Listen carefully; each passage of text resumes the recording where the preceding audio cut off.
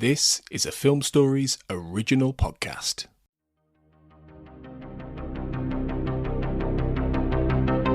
This is Writers on Film, the only podcast dedicated to books on cinema.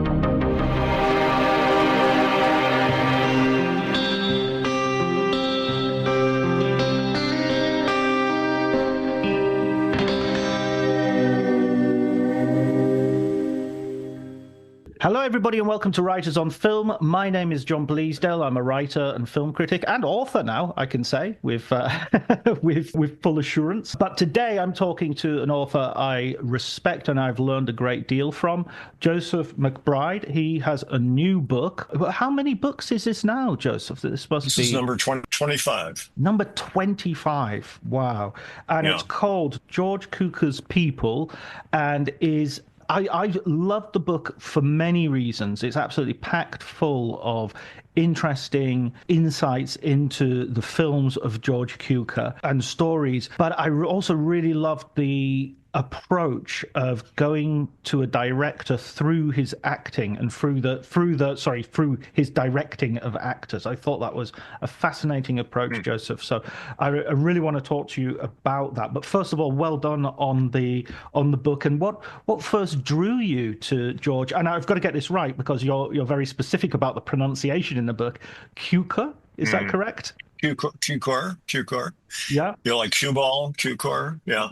Yeah. He's sometimes people call him, I won't muddy it up by using wrong pronunciations, but even on, there was an Academy Award show that I quoted where he was accepting an Oscar for Katharine Hepburn, and Sidney Poitier was the presenter. And as he walks up, you can hear him say to Poitier quietly, "Would you please tell them who I am?" You know, it's kind of sad.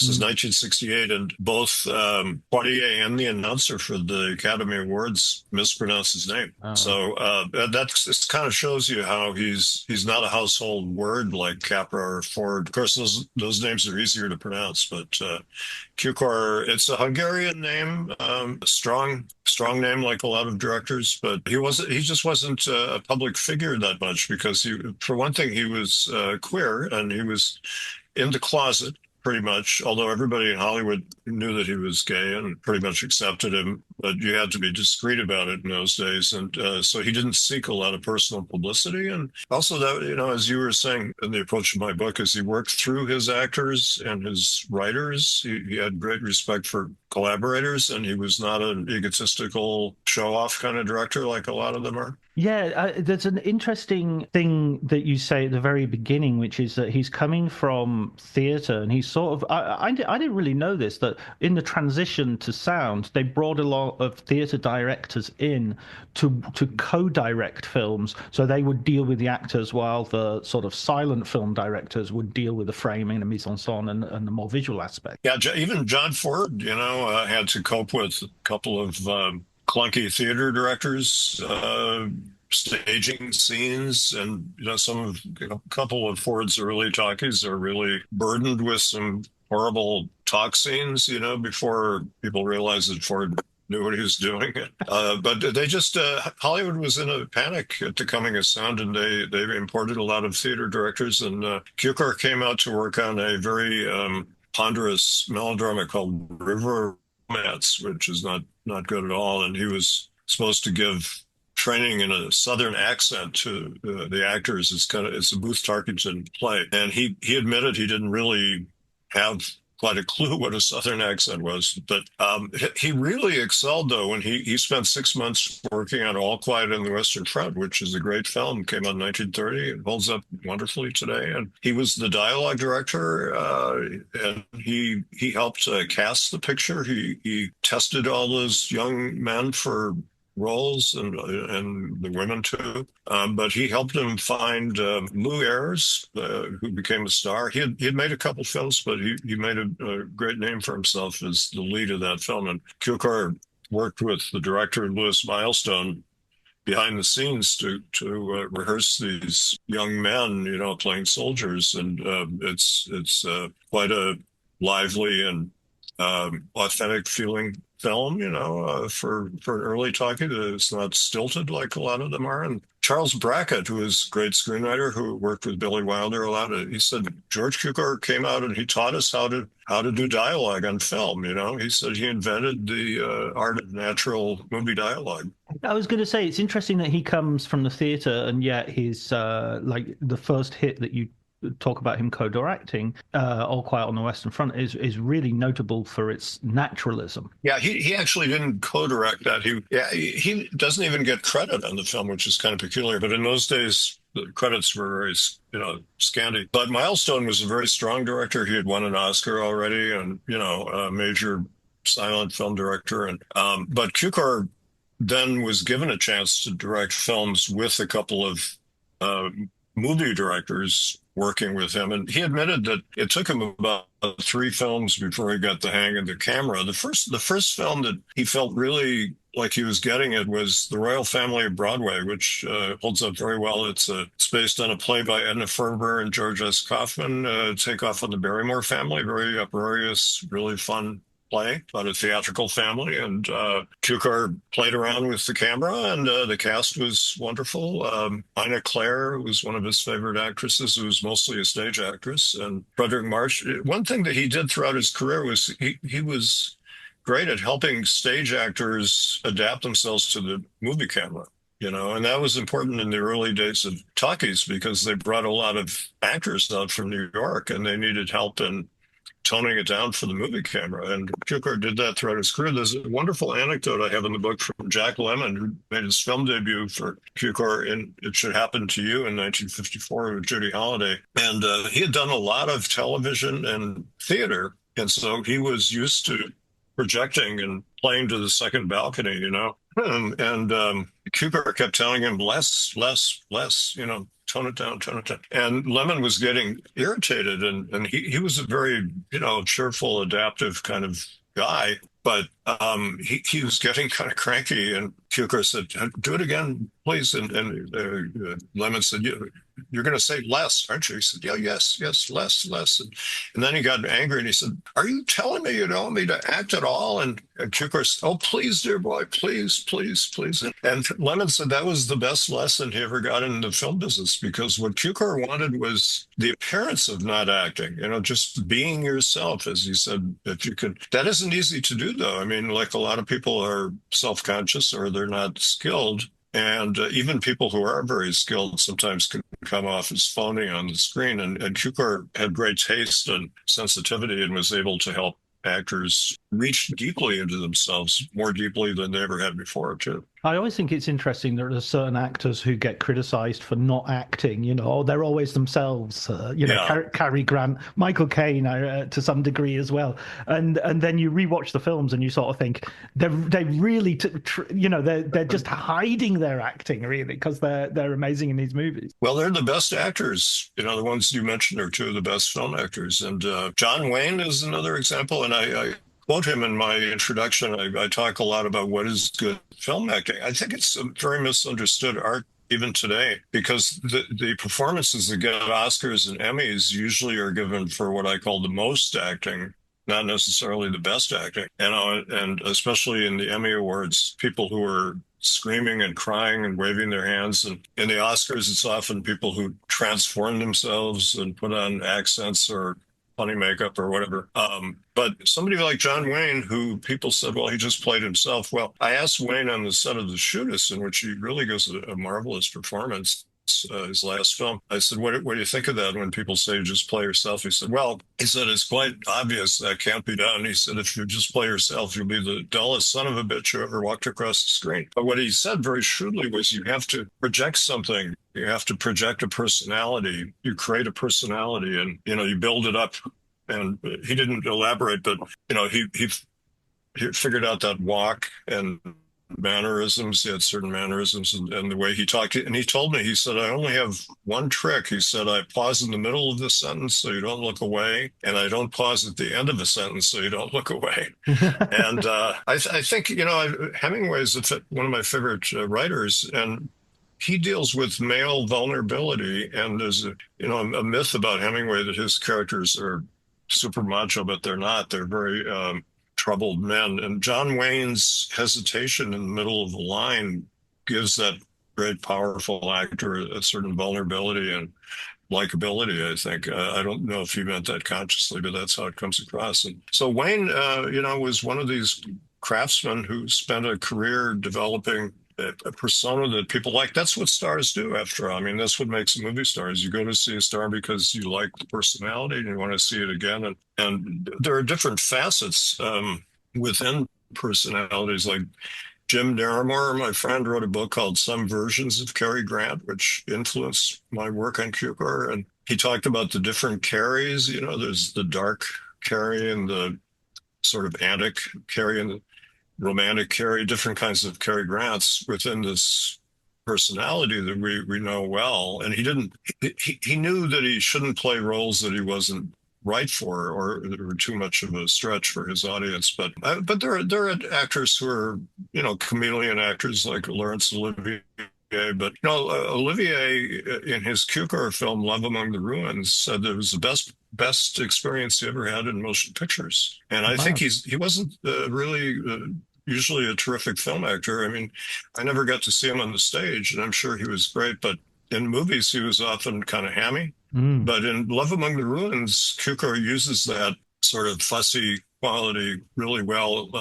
He plays a aging barrister who's kind of shy around women because he's been pining away for this woman played by Katharine Hepburn his whole life, and it's a marvelous performance. And he's very funny and sweet and romantic and angry, and he's got all kinds of facets to him. But he just seems more real than he does in other films, and that's probably what Cukor wanted.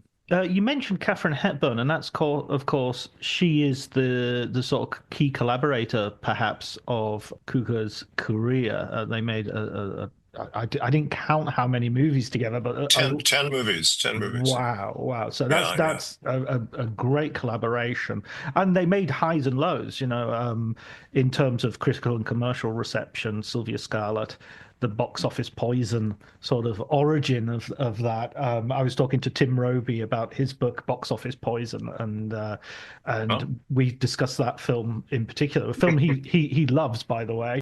He particularly points out the bit where she jumps out the window as being a wonderful moment of business that is worth watching the film just for that moment. And of course, Cary Grant playing closer to where he came from as a sort of Cockney wide boy. Yeah, Katharine Hepburn made a shrewd comment about that she said George Cukor brought out Cary's inner Archie Leach, which was his name originally. Archie Leach, who was a working class guy, and he was in vaudeville. He was an acrobat and all that.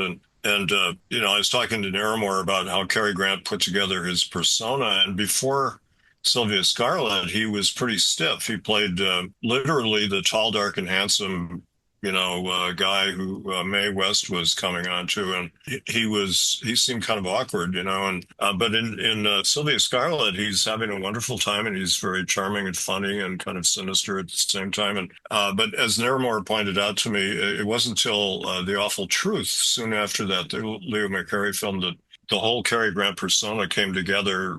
That has the romantic, somewhat vulnerable Cary Grant that would be very appealing over the years, but Cukor kind of liberated him. And then Hepburn plays a boy throughout most of the film. She's masquerading because she's a criminal, and her father is a criminal, and it's a delightful film. I'm pushing that all the time to people who don't know Cukor very well. I say, please see Sylvia Scarlett.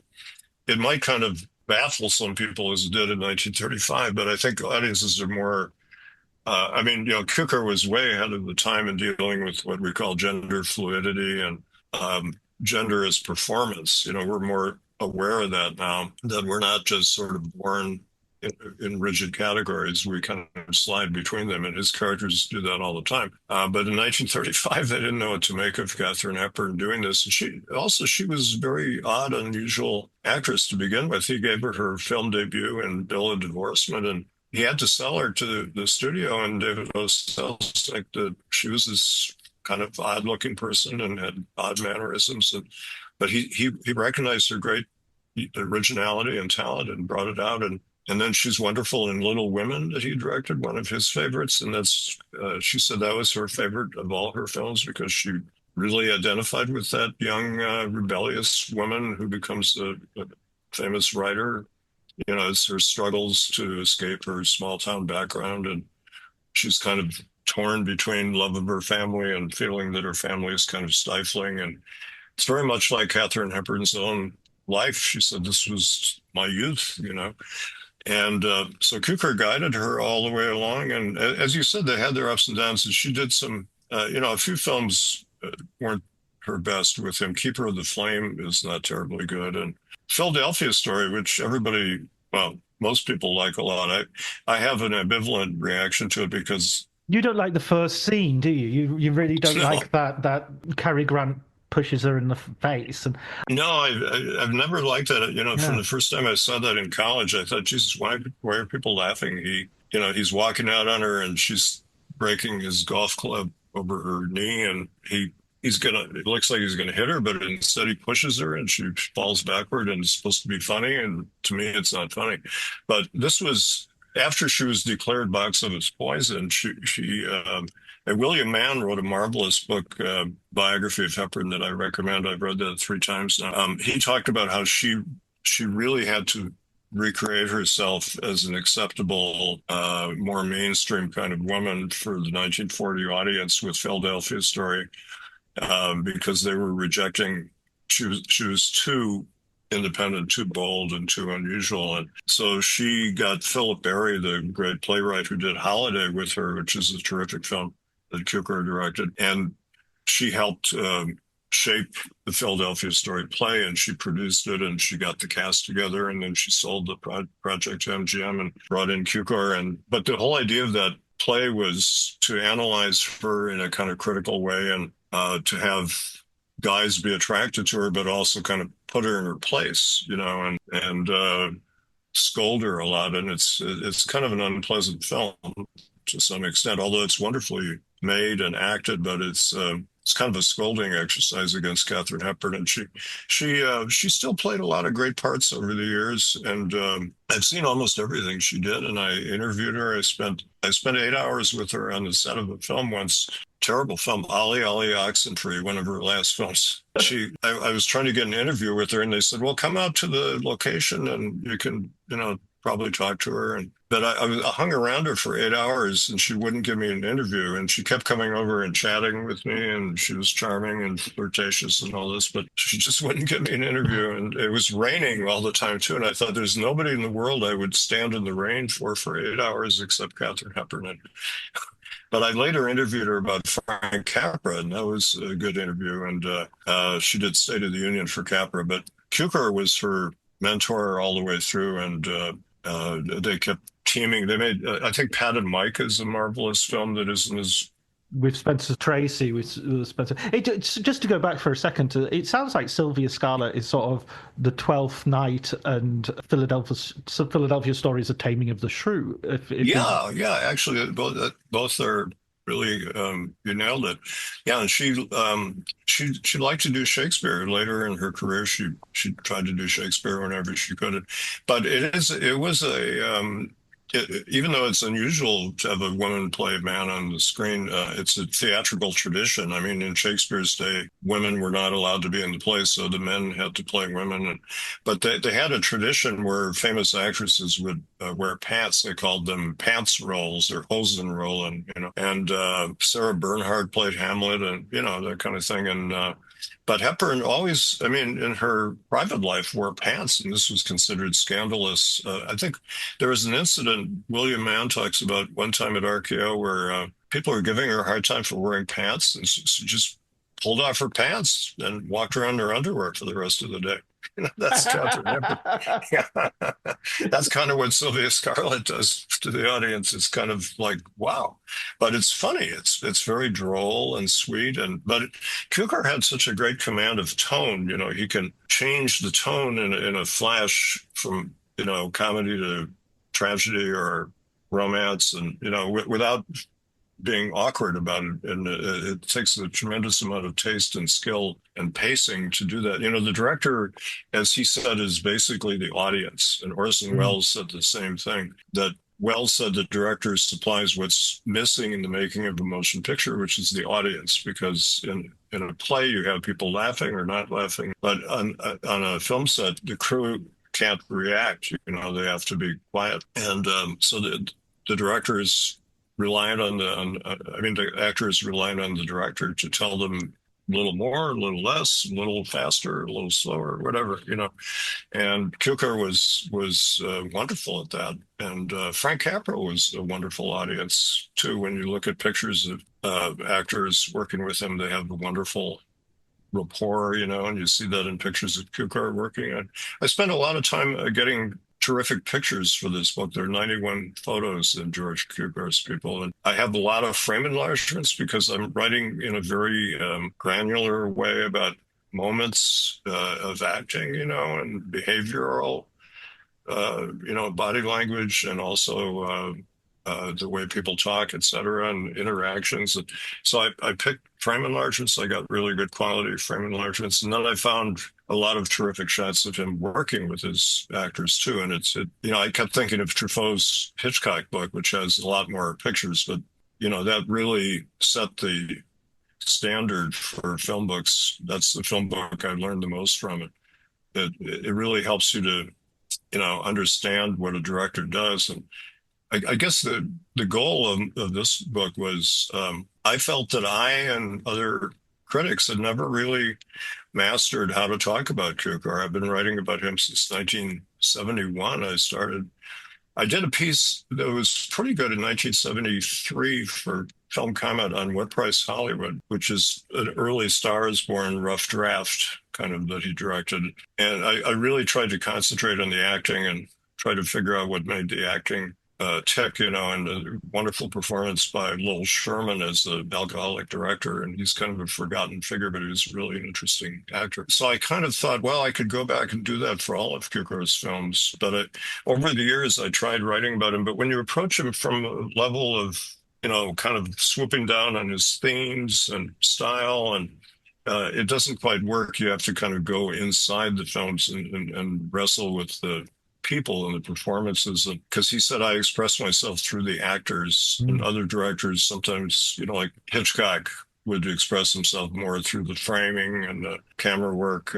But Hitchcock was a terrific director of actors too. There's a wonderful book on Hitchcock's actors by Dan Callahan. I think it's called The Camera Lies, which is really an interesting book. But writing about acting in movies, there aren't too many books on that subject. So I've mentioned some of the better ones, but there aren't a lot. I was going to say, I think this is a really interesting approach. I said right at the beginning that I'm, me, I've read quite a few books about films, but that focus on acting specifically in terms of a director, not in terms, obviously if you're doing a biography of an actor, you're going to talk about technique or the method. The recent book about the misconceptions behind the idea of method acting by Isaac Butler is an excellent book. But one thing that you bring to the party, which other people perhaps don't, is the fact that you just mentioned Orson Welles there, and you've of course been directed by Orson Welles. And this, I don't think we should hide this light under a bushel.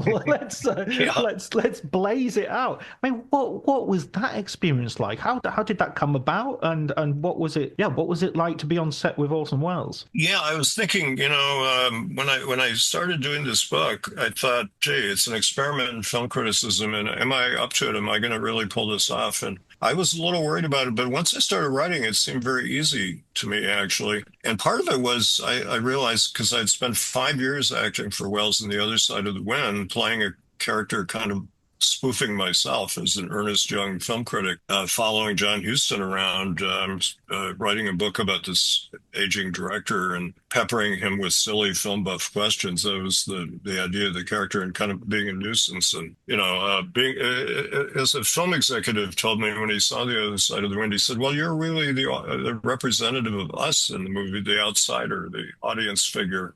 who's intruding on this party of all these industry people, and we kind of relate to you because we need a guide, you know. And I hadn't thought of it that way, but it kind of works. But he was a great director of actors, you know. And the secret of a good movie director of actors, I think, is they direct each person very differently because each person is unique, you know. And I'll just give you an example of Hank Worden, the wonderful character actor who was in The Searchers, played Old Mose, and he was in a lot of John Ford films. I interviewed him about Ford, and I asked him a question that I thought was interesting, that he had been in The Alamo, directed by John Wayne. And I said, what's the difference between Ford and Wayne as directors of actors? And he said, well, you know, John Wayne learned from Ford, and Ford treated him quite roughly. You know, he bullied him and yelled at him. And Claire Trevor told me when they did Stagecoach, Ford would grab Wayne by the chin and say, don't act with your chin, don't move your mouth so much, you know, you act with your eyes and stop moving around so much, you know. And she said he was really rough with Wayne, but Wayne was smart enough to take it. But Wayne thought that's how you direct everybody, is you yell at them and abuse them. And Hank Worden said he did that with me, and he said, I'm a sensitive kind of guy, and if somebody yells at me, I freeze up and I'm not very good. So he said, I don't think I'm very good in The Alamo. I was tense all the time. But with Ford, he said, he treated me like a baby. You know, he was very gentle. But, you know, Ford didn't treat John Wayne that way, even in The Horse Soldiers. They're both in together. Or Fort Apache. But Wells was like that with, you know, he had Academy Award-winning actors like Edmund O'Brien, Mercedes McCambridge, terrific actors.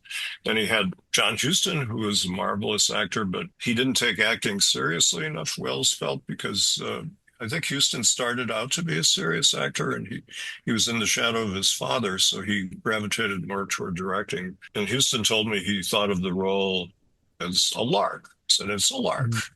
But Wells wanted something deeper, and he got it out of Huston in a very, very subtle, diplomatic way. And Huston was his peer, and he couldn't boss him around or give him line readings. But he would give me line readings, but he'd always say, it's terrible for a director to give an actor a line reading, but, and then he would give me a line reading. And I was really happy because, you know, sometimes I didn't quite know how to read the line. And one time there was a scene on the bus, and I was supposed to be reading from an interview transcript that I had done with Huston, and I didn't really understand the words I was supposed to read. And I was stumbling along, and Wells took me aside and very nicely said, you know, I think I'm going to give this speech to Eddie O'Brien, who was on the bus. And, you know, he's a great Shakespearean actor, and he was suffering from what we now realize is the beginning of Alzheimer's, so he's a little dotty, you know. And Wells said, Eddie is such a magnificent ruin. You know, I thought that was such a wonderful phrase. Wow. And he said he'll do something interesting with this. And so I was kind of relieved. So he has me start reading this, and then Eddie grabs the page and does a wonderful job. I mean, it's perfect. I'm glad he got to do that bit and not me, because I wouldn't have done it 1/10 as well as he did. But so Wells had this sensitivity to, you know, change course on a dime. If something was going wrong, he could improvise a better solution. And then he had people like me who were non-actors. There were a few other people like that. And then there were people who were up-and-coming young actors. So it was really a big cast of all different kinds of people. And I could see his unique approach with each person. And that's the way a really good director of actors works, especially in motion pictures. Yeah, we definitely should do. I've got 2 other podcasts I want to do with you, Joseph. I want to do one dedicated to The Other Side of the Wind and one dedicated to your John Ford book, because those are. Sure.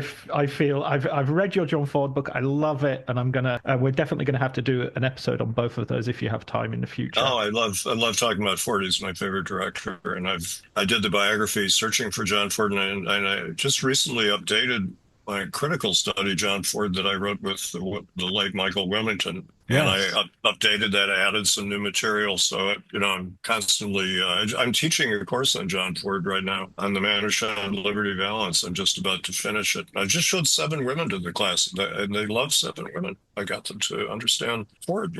Well, we will definitely do that in the future. But let's get back to Cukor because I don't want to overlook his. I think the whole point of your book is to bring him forward. And as you was talking about Hitchcock earlier, and to some extent Ford, he's one of these directors who you argue in your introduction is a sort of problem for auteur theory because he's sort of left out, and yet at the Yeah. same time he's let it means he's left out of these serious conversations, despite the fact his body of work means that he really merits to be included. Yeah, I mean, I have a couple of very funny quotes in the book. One is from Francois Truffaut when he was a young critic in the 50s. He wrote that Cukor is a marvelous director. He said out of 5 movies, he makes 1 masterpiece and 3 really good films and 1 good film. But he said the problem with him is he's not the kind of director you write about. He said he's the kind of director you talk about with your friends on the street or in a cafe. And that was a challenge for me. I thought, okay, well, let's see if we can write about this guy. And, it's a complicated subject, but I grapple with it in the introduction. There's a misunderstanding of tourism. The French critics, Truffaut and his colleagues, devised what they called the politique des auteurs, which meant simply that they wrote about directors they thought were good, and they kind of ignored ones they didn't think were good. And they thought that the least film by Jean Renoir was more interesting than the best film by some mediocre director. And when this was translated to American by Andrew Sarris, America, he called it the auteur theory, and he changed it around a bit.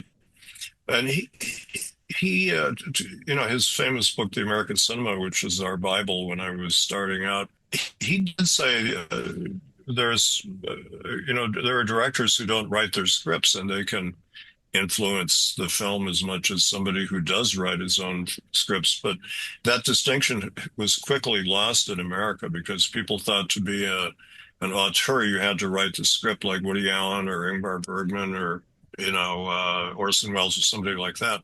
But the Cahiers people devised the politique to account for directors like Cukor and Raoul Walsh. And they thought Hitchcock was another, even though Hitchcock actually worked on the scripts with his wife, Alma Reville, before they brought in a screenwriter. He just didn't take credit, but he had a lot to do with the scripts. But he needed a writer. He couldn't just write the whole thing like Ingmar Bergman.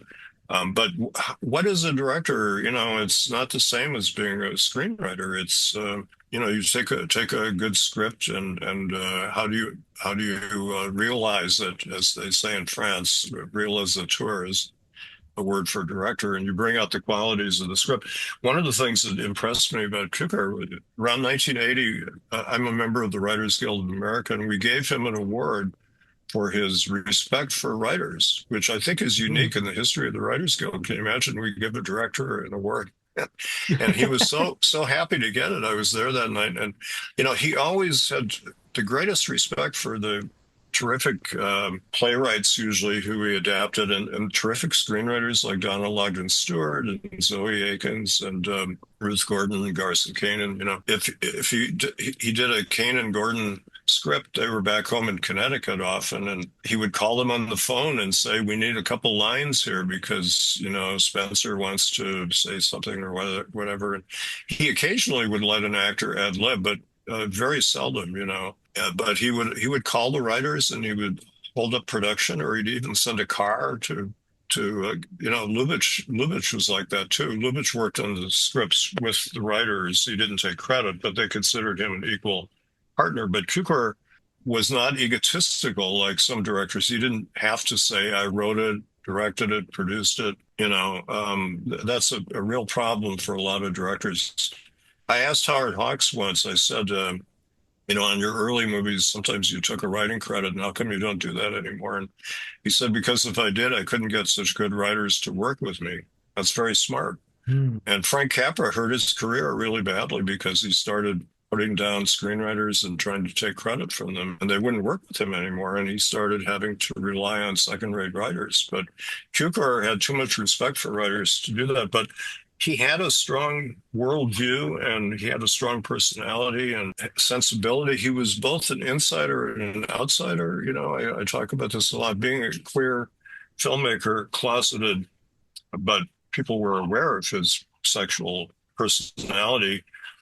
He could relate to all different kinds of people's sexuality, but sort of like Ian Forster, who was gay, but also wrote about marriage really well and about men and women, just like Cukor. Sometimes somebody who's gay can really write about marriage much more acutely than somebody who's heterosexual, or at least Noel Coward, Brief Encounter is possibly one of the best sort of examples of a heterosexual relationship being written by a gay man. That's true. And Private Lives, I think, is maybe the best romantic comedy that I've seen on stage. And it's a wonderful story of, you know, a feuding couple. It has a lot of depth and humanity. And Cukor was like that. He could really do that. But he was also an insider. He liked, he had a lot of friends in the industry, and famous writers and all kinds of people would come to his home, wonderful home he had off Sunset Strip. And but on Sundays, he'd have parties for his gay friends. And a lot of these people were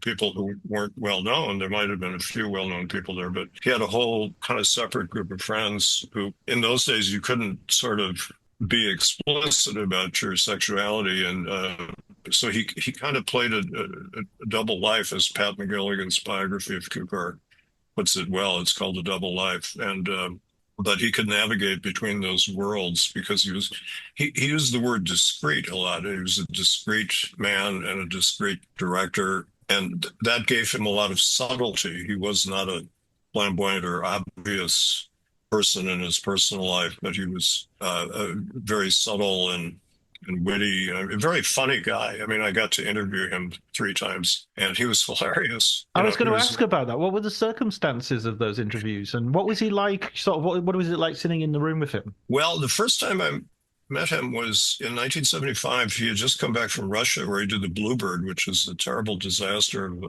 film that everything went wrong with it. And but he was a survivor, very tough guy.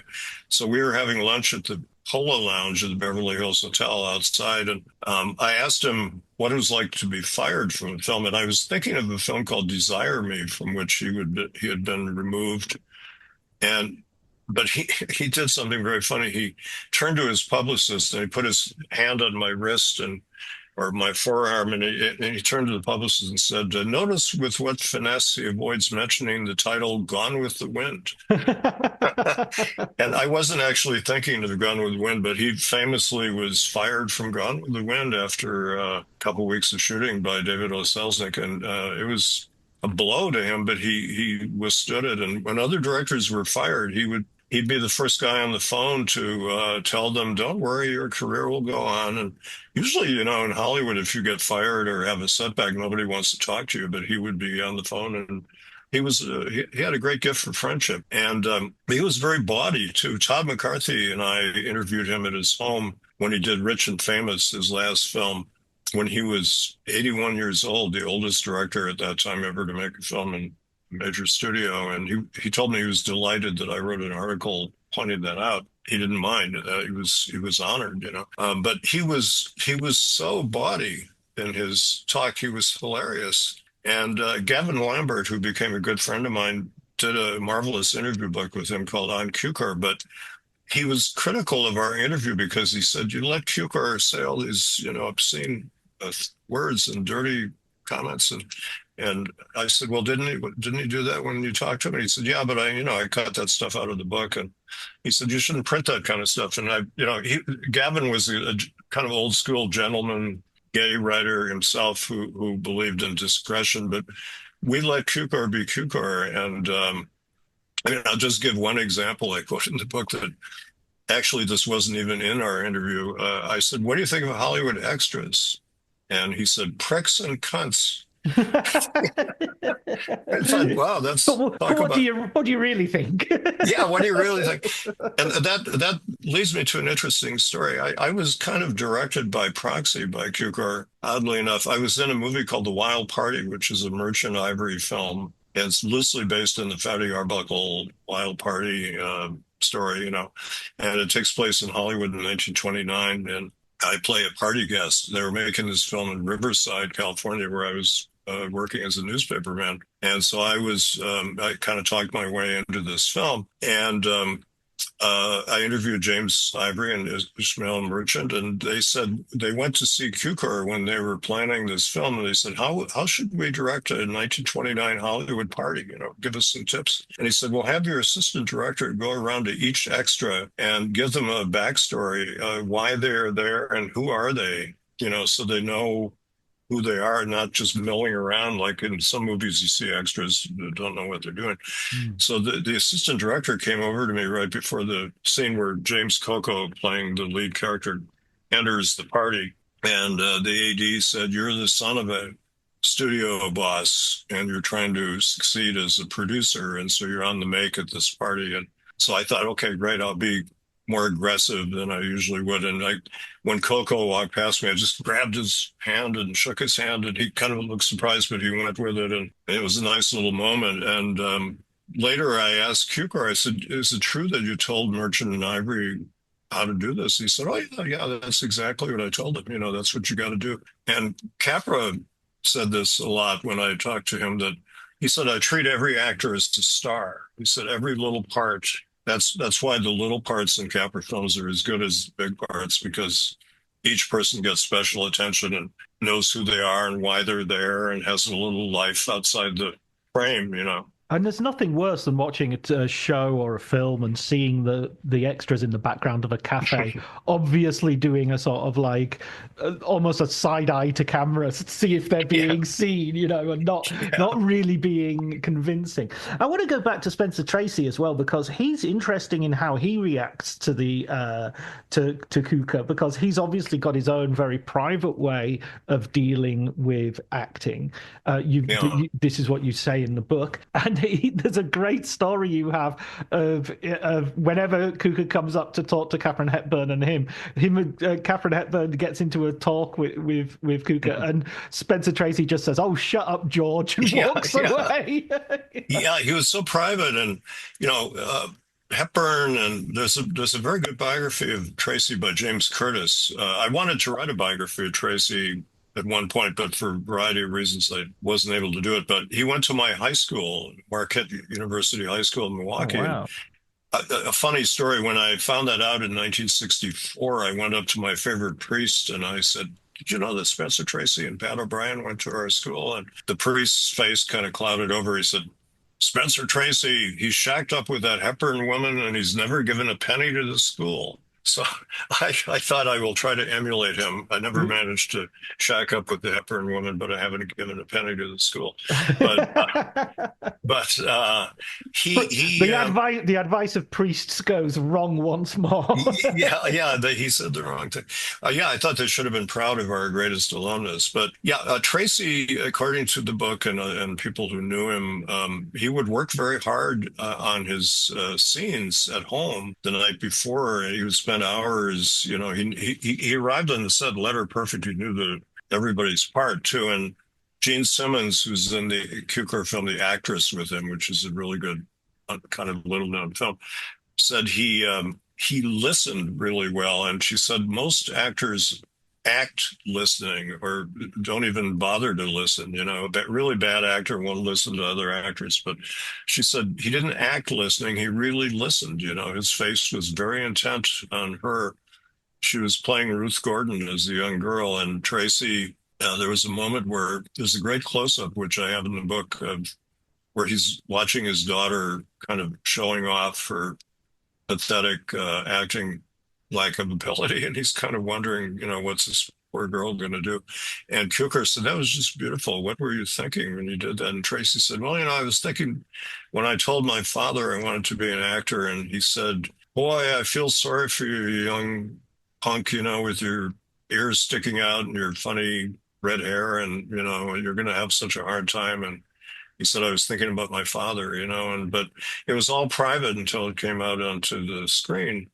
And I found a wonderful story. Richard Burton was on the Dick Cavett show, and he was a great raconteur. And he happened to be on the set of The Actress when Tracy did an amazing scene. It was like oh gosh, I don't know, 4 minute or something long take where he's talking to his daughter and his wife in the kitchen of their little house. And he starts revealing things about his troubled youth that they didn't even know.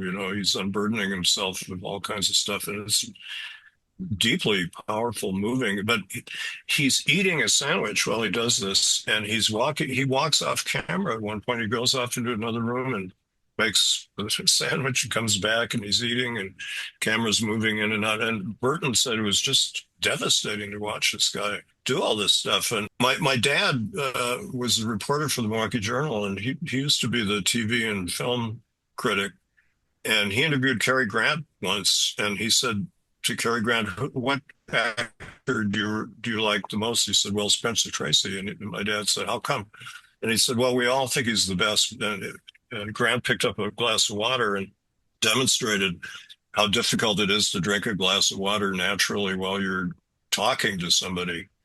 And he said, Tracy is the guy who showed us how to do that kind of thing, and that's multiplied about 5 times, eating a sandwich while he's walking around and doing a long take and having to remember a lot of dialogue. And it's completely natural, and it's kind of like you're eavesdropping. I think that's what good movie acting is. It's kind of like you're eavesdropping on somebody in their home or in some private place, and you happen to be privileged to be there. Like Richard Burton was privileged to be on the set, but we can be privileged to be on the set. I asked Cukor why he loved those long takes. That's one of the hallmarks of his style. He has some amazing long takes. And I said, with Love Among the Ruins, you had Hepburn and Olivier, and you did some fantastic long takes with them. And he said, well, they can really do it because they come from the theater and they really know how to do it. But he said, it makes it less acted, more real, less acted. I thought that was a fascinating comment. And that goes along with what I was saying about Jack Lemmon. Don't show us, just be something, play the lines, play the character, inhabit the character. And be honest. Tracy used to say to people, just say the lines, be honest, and don't bump into the furniture, that kind of thing. And that sounds easy, but as we were saying earlier, to loop it back to the most acting rather than the best acting, it reminds me of something James Stewart once said, that you see someone, an actor performing withdrawal from heroin, and everyone says, oh, it's amazing how he does that, but very few of us have experience of that, so we really don't have any criteria by which to judge it. Whereas someone coming downstairs and saying, is there any mail for me? We've all done that. So it's really difficult to do that naturally, because everybody in the audience is looking at that going, nah, that's not how you do that. It's that sort of skill. That's really interesting. Yeah, I have another comment in my book, that when I used to write the American Film Institute AFI Life Achievement Award shows with George Stevens Jr. And the first one I did was for Stewart. And Frank Capra was on the show, and Capra wrote his own little speech, and he called us on the phone and read the speech. And it was a marvelous description of how he said the best actors, he said there's good acting and bad acting and sometimes great acting, but he said there's a level above even great acting in which there's no acting at all, and the person just becomes the character. And he said, he said this better than I'm doing right now, but he said, James Stewart, he said, that tall string bean over there is the best at doing that. And Lee Strasberg was watching that at home, and he said, that's the best definition of movie acting I've ever heard. Thank you to Frank Capra. And that solved a problem I had when I wrote my biography of Capra. I spent 7.5 years, and the one thing I could not figure out what to write was how to write about Stewart's great performance of Mr. Smith Goes to Washington. I just could not think of, I hadn't written the Cukor book where I really worked at how to describe acting. I just didn't know what to say about it. So I just kind of said he was great. And then I read a quote from Orson Welles who said, Jimmy Stewart's performance in Mr. Smith is beyond praise. And then I thought, oh, okay, now I feel okay. There's literally, you're off the hook. there's nothing you can say about this performance except it's astonishing. Yeah, absolutely. You're off, it's excellent. You're off the hook for any. And we should talk as well about some of Cukor's absolutely his greatest hits, if you will. I mean, there's two films that stand out for me, although obviously in a huge body of work. But A Star Is Born, which has a very troubled sort of post-production period, and My Fair Lady, for which he is lauded, but at the same time in such a way that he's kind of, I don't know if there's like an asterisk next to it in the sense that people don't really recognize it in the way that you do as this great work of art. Yeah, I'm glad you bring those two up because those two mean as much to me as any Cukor films. Star Is Born, I think, is his greatest work. I mean, he reaches depths of human emotion in that film that go beyond what almost anybody else has ever done. Maybe John Huston does that in Let There Be Light, his documentary about soldiers with PTSD, and some Bergman films, and when we were talking about tremendous depth of emotion, when Judy Garland has her kind of breakdown at the end of the film, she's sort of catatonic after her husband commits suicide, and her old friend, band leader Tommy Noonan, goes to see her and says, "You've got to get out of your funk." And she's supposed to go to a benefit at the Shrine Auditorium. At the end of the film, she says, "This is Norman Maine," the famous line. But she just explodes. And Cukor said he found it frightening what Judy Garland did, that she reached so deeply inside herself, and she just kind of blew up, and it just was an amazing thing. And then he said, after she did it, he said, "Let's do it again quickly, just in case something went wrong in the laboratory, we'll have two takes." And he went over to her afterwards, and he said, "That was just astonishing. How did you do that?" And she said, "Well, just come over every afternoon. I do it at home, But she said, "I only do it once at home." He also kidded her. He said, "I don't think Kay Francis could have done that," or something to that effect, But that film gets into some tremendous emotional depths. I actually was thinking of writing a book about A Star Is Born way back in 1972. I found a letter I wrote to the British Film Institute.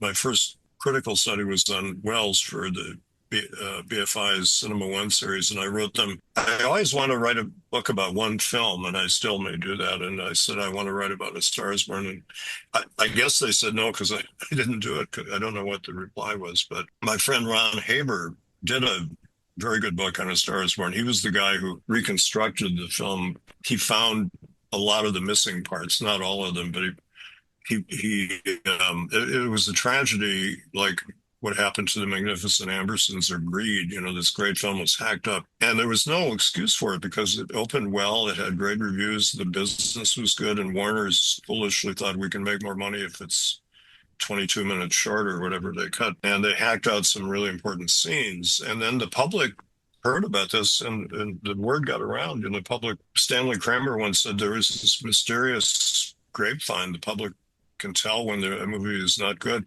They stayed away in droves, as Sam Goldwyn said, But that is a marvelous film, and it's a great film about show business, and a great film about a couple, and about performers. And, Cukor, one of the myths about him that he got exasperated by is that he was a women's director.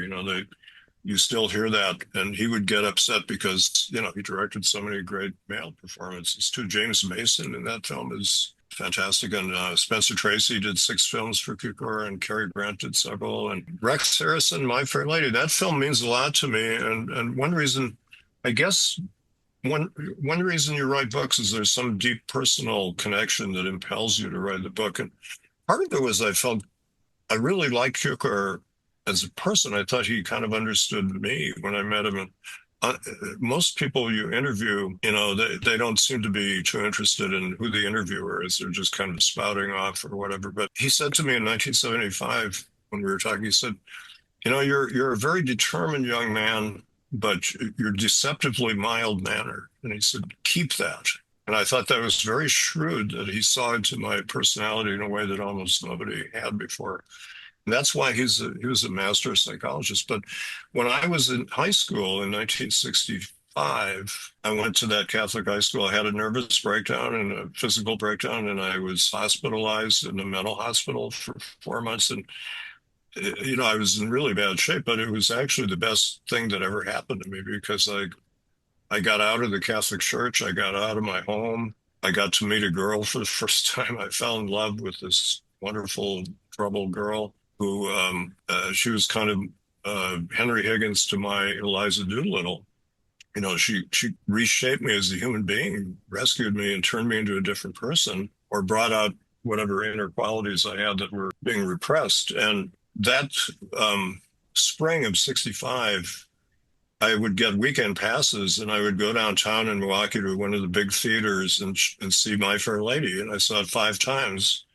And that's when they had the big roadshow films with a huge screen and, hard ticket and everything. And it was such a sumptuous, beautiful film to watch. And I loved language too. My hobby in high school was etymology. I was writing a book on baseball slang, my first book. And so I identified with Henry Higgins, and even his pedantry, I kind of identified with that, and even his misogyny. I mean, I was raised as a Catholic being afraid of girls, and I could relate to that in a humorous way. Cukor directed Rex Harrison in such a droll way that you kind of care about this guy, even though he's a schmuck, But I really related to Audrey Hepburn's character too. I was kind of her, and I was just fascinated by this film, and it helped save my life, And I mean, honestly, I've told people the 2 films that meant the most to me in my life were Citizen Kane, which got me into a film career, and My Fair Lady. And people say, My Fair Lady, what are you talking about? And it is fashionable among film critics, as you implied, to kind of put it down because it was a big hit musical that was based on a famous play by Shaw that had been made as a movie before, and et cetera. And even Gavin Lambert says in his Cukor book, isn't that film more prepackaged than your other films? And Cukor bristles. He says, well, you intellectuals are fond of saying that or whatever. And Lambert tries to apologize, but he's still kind of stuck on this idea that you're just, packaging a prepackaged property or whatever. But it takes a tremendous finesse to bring a hit musical to the stage and translate it into cinema, but also in a stylized way. It's partly theatrical and partly cinematic. It's an interesting blend of both, as some Cukor films are.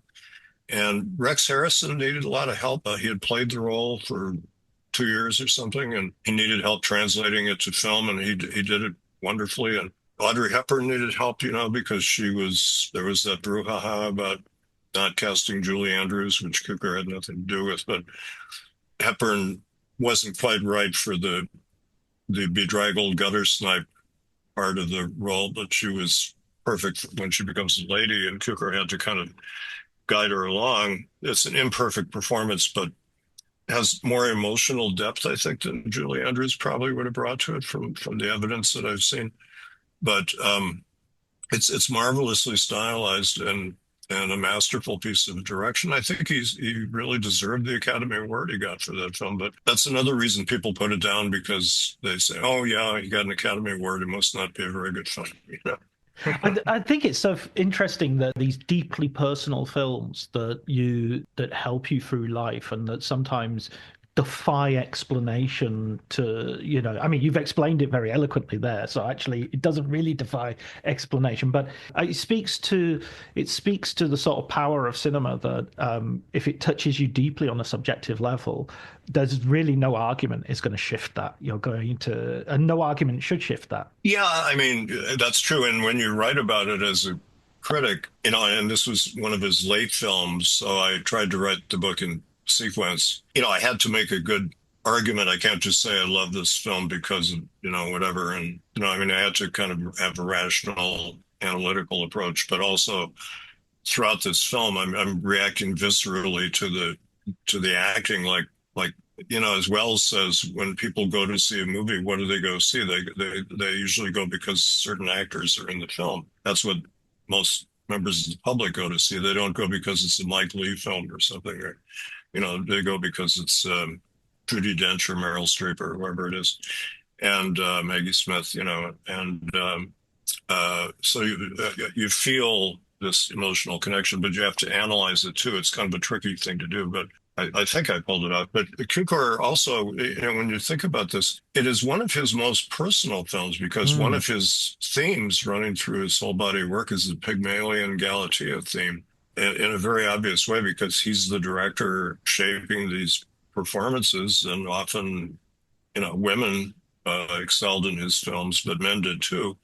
But actresses felt comfortable with him. One reason was he wasn't going to hit on them like a lot of those macho male directors would do. And also he knew how to talk to the actors. Coppola came to our school, San Francisco State, a few years ago, and he said, I'm continually shocked by how many members of my profession don't know how to talk to actors. They just don't have the language to talk to actors. And I've seen that happen with a couple directors I worked with. Wow. I mean, they alienate actors just when they open their mouth and say stupid things and interfere with the actor's method, So it is rare for a director to really understand what the actor is doing and to see and hear what the actor is doing and to help the actor shade it or bring it out in the way that he or she can do best. And Cukor had that rapport where he could shape another human being's performance. And as Henry Higgins says in the film, what could be more important than transforming a human being into a different kind of human being? That's what a director does, actually. Yeah, I remember I was writing an essay for a reissue of John Huston's Freud. And so I was reading John Huston's autobiography, An Open Life, Open book. Open book. Yeah. Book. He really took against Montgomery Clift and Susanna York in that film. They kind of feuded on Freud, so to speak. And it always struck me as incredibly self-destructive for a director to alienate. I mean, admittedly, with Montgomery Clift, a difficult actor, no doubt about it, a difficult personality, through no fault of his own, a very vulnerable man. But it's sort of like, well, what's the point in casting someone like that if you're not going to treat them in a way that will bring out their best? Yeah, and he was, he had that terrible auto accident. He was addicted to drugs and alcohol, and he was sort of a basket case when he did that film. And Huston was kind of known for being tough on actors, but I mean, I got to know Huston quite well. I mean, I acted with him and I wrote the AFI show for him and things like that. And I interviewed him several times. And one of the things he said about directing actors is it was mostly a matter of casting. If you cast the right person, you didn't really have to say much to them. And Michael Caine said that about The Man Who Would Be King. He said Huston didn't really say much to him and Connery, that they were so perfect for the parts. He would just, kind of say, well, there's a great story. Robert Mitchum came to our show, and normally we tried to work with the actors to write the speeches and shape the speeches, but I asked George Stevens, I said, can I go see Mitchum and try to talk to him about what he's going to say? And he kind of laughed. He said, you can't tell Robert Mitchum what to say. Are you kidding? And so we had to take a chance in front of the ballroom of 1,000 people. And Robert Mitchum is like a loose cannon up there.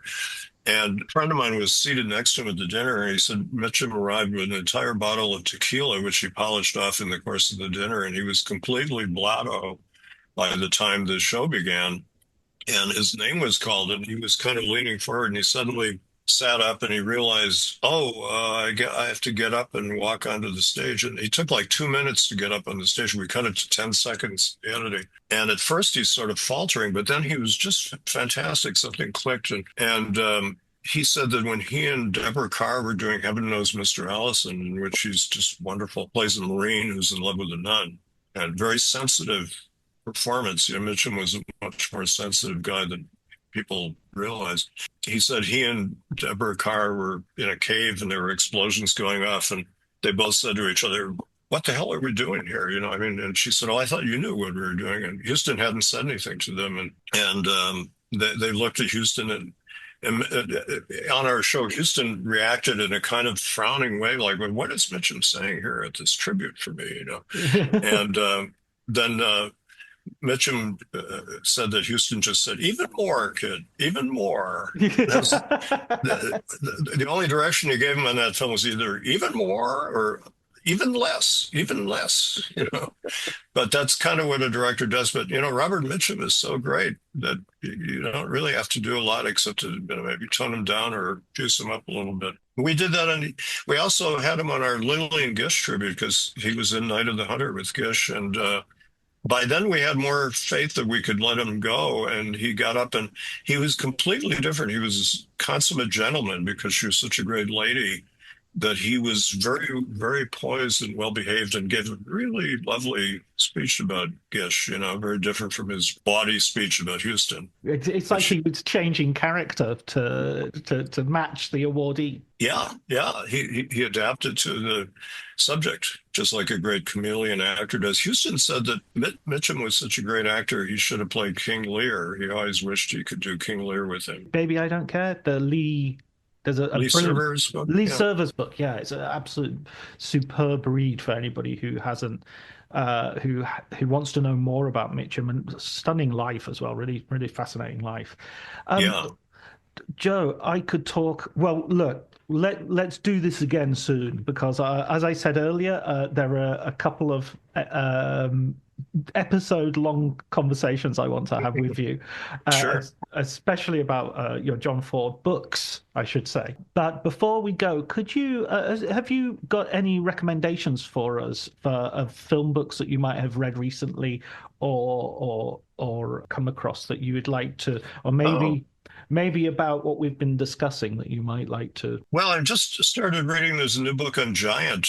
I love George Stevens. He's a director who's not appreciated enough. And Edna Ferber's grandniece, I guess she is, Julie Gilbert, wrote a book about, you learn a lot about Ferber and about Giant through Ferber. And it's full of a lot of wonderful stories and insights. I'm having a good time reading that. There's a terrific book on Rex Harrison doing My Fair Lady on the stage. It's called The Incomparable Rex, I believe, and it's written by the guy who directed a revival of My Fair Lady, which the only time I saw a Cukor actor do his or her part on stage is Rex Harrison in like 1981 when he was doing the tour of My Fair Lady, and he was just terrible. He was terrible. I saw it at the Pantages Theater in Hollywood where Stars Born had its world premiere, and this big theater, he was getting a fortune for doing this, but he literally just walked through the part and, you know, no affect and no personality, and he probably played it 1,500 times. He was probably bored out of his mind by that point, but it was very disappointing.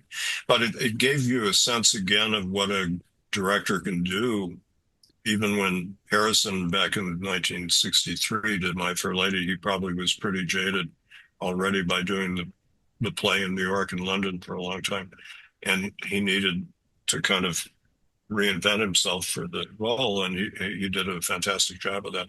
So that book is hilarious too. I mean, his misbehavior was so outrageous too. That I think that comes as a real surprise that Sexy Rexy was actually Yeah. a complete nightmare. Well, that's the ultimate book like that. I forget the title and the author, but there's a book about Peter O'Toole, Oliver Reed, and Richard Harris. Oh yeah, Hellraisers by Roger Sellers. Oh yeah, their drinking lives, and it's just full of all the worst stories about their drinking escapades. It's actually, it gets kind of depressing after a while. It starts out being funny, and it's not funny after a while. But Yeah, it's kind of an interestingly responsible book by the end. By the time you get to the end, everybody's saying, I can't remember anything. I completely destroyed my life. Yeah, you wish that these guys had been a little more judicious with their lives. But yeah, I love reading good film books. I'm doing a lot of reading these days. I'm retiring as a film teacher December 31st from San Francisco State, and I'm having a lot of fun reading books. I mean, I've been doing that my whole life anyway, but I just have a bunch of books. I'm reading there's a 2-volume biography of Vladimir Nabokov that I'm reading that's really terrific. You know? Oh, wow. One of my favorite novelists ever.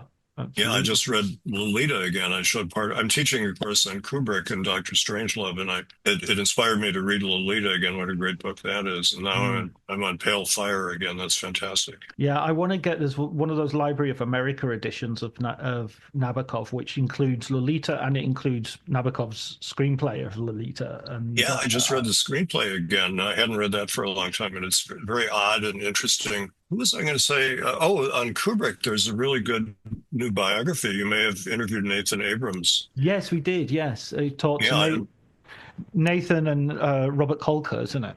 yeah, it's an excellent biography. And Nathan did an amazing book, a critical study of Kubrick called Stanley Kubrick, New York Jewish Intellectual, which is a fantastic book because, I mean, his level of erudition and scholarship is astonishing. And he gets into the hidden Jewishness of Kubrick's work, because Kubrick had a kind of strange phobia about not being overtly Jewish in his work, but his work is full of arcane references to all kinds of Jewish themes. And it's just a wonderful, it's kind of like that book on Coleridge's The Road to Xanadu.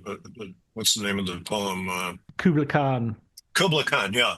There's a book called The Road to Xanadu, which is this huge analysis of the poem that Coleridge wrote when he was in an opium trance. And he was subconsciously influenced by all kinds of literary works that he wasn't even aware that he was influenced by, and the author decoded the whole thing. And it kind of reminds me of what Nathan did with Kubrick. It's just terrific.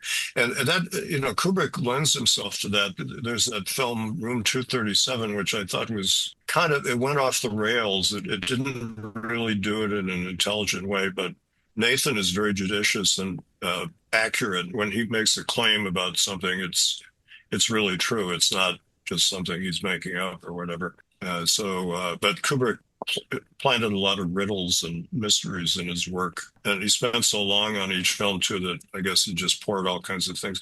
There's a wonderful book by Kubrick's driver, too, Emilio.